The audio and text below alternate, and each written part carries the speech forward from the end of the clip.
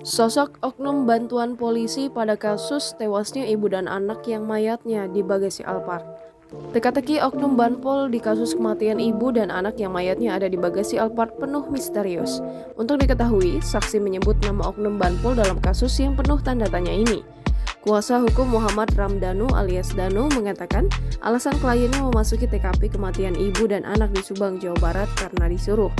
Menurut Ahmad Taufan, kliennya disuruh oleh oknum dari Banpol yang menyuruh kliennya membersihkan bak mandi yang berada di TKP, sehingga membuat kliennya tersebut yang berani memasuki TKP dan menerobos dari garis polisi yang sudah terpasang.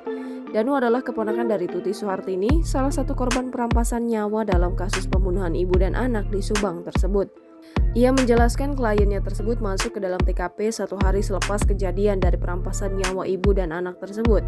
Sementara itu, pihaknya sangat mengapresiasi pihak kepolisian yang juga menyelidik terkait kliennya yang memasuki TKP dalam pemeriksaan terakhir yang terjadi pada Jumat 29 Oktober 2021 lalu.